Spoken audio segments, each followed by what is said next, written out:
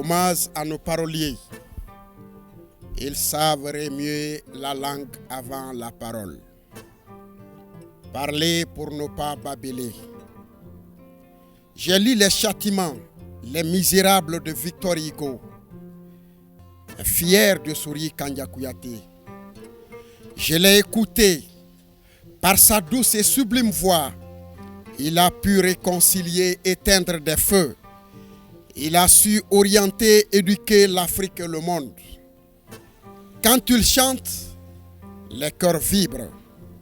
J'ai lu L'enfance du chef, l'idiot de la famille de Jean-Paul Sartre, mais fier de l'Amphia Kouyaté Sarah de Cancan.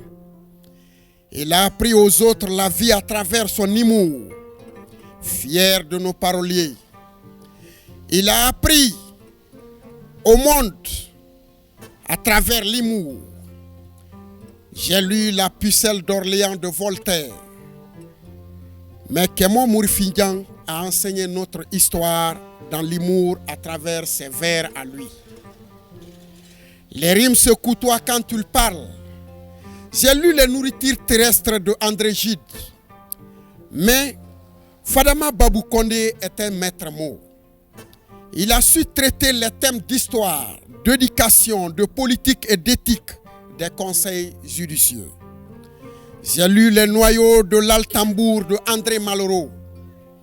Fier des Djeli de Dokala d'Anyagasula, de Setiria Sekou, de Filani Sekou, chacun de constitue une bibliothèque. J'ai lu L'étranger de Albert Camus.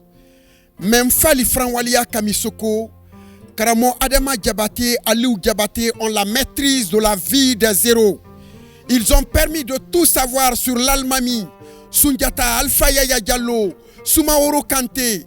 La charte de Kouroukanfouga n'est pas en marche. Fiers de nos paroliers.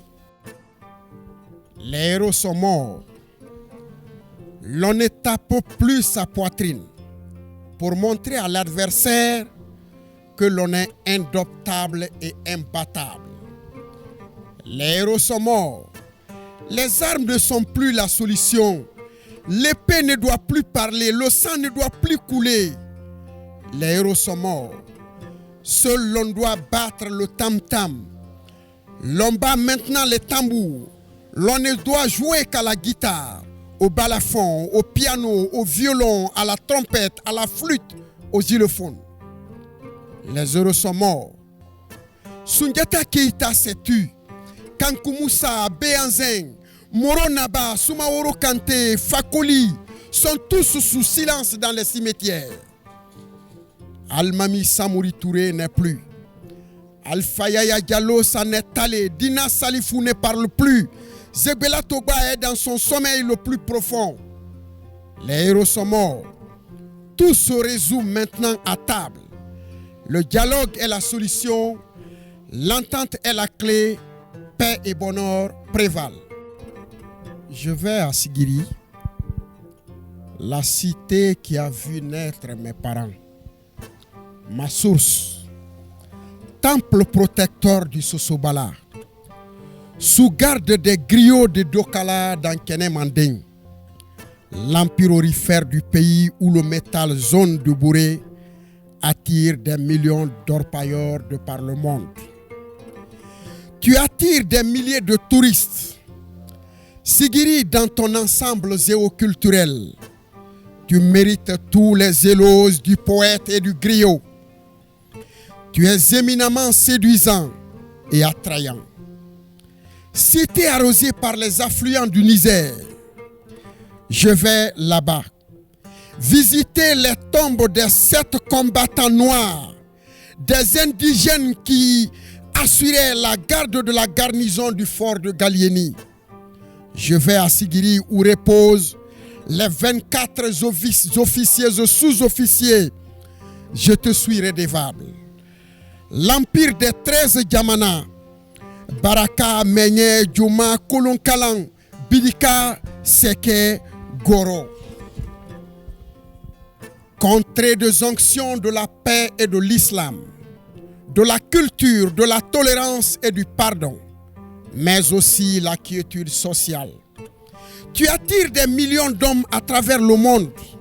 Synthèse du mandingue médiéval, terre de mon grand-père, tu vis comme un être humain, cité bénie. La saison pluvieuse. Quand cette période s'annonce, les oiseaux chantent. Le chant des oiseaux annonçant la fin de la sécheresse. Un chant qui sonne doux dans les oreilles du cœur. Quand cette période s'annonce, la nature change de couleur. Les choses changent à l'horizon. Quand cette période s'annonce, les herbes fleurissent. Et les bœufs, les moutons et chèvres du berger sont contents. Contents parce qu'il y aura de l'herbe à brouter. Il y aura de l'eau dans les mares, les fleuves, les rivières. Mais aussi cette saison s'accompagne des rosées. Même les arbres reconnaissent la bienfaisance des pluies.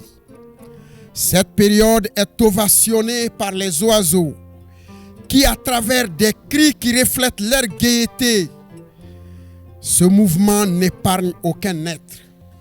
Aucun être, oui, même les travailleurs de la terre. Les signes avant-coureurs de cette période sont fêtés par les paysans.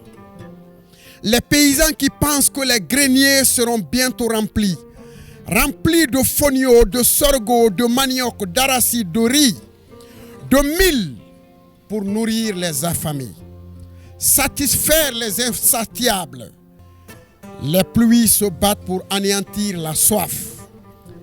Les puits aussi se remplissent d'eau. Le ciel devient bleu. La saison montre toutes ses merveilles. Même sa fin est un bonheur qui mène vers les récoltes.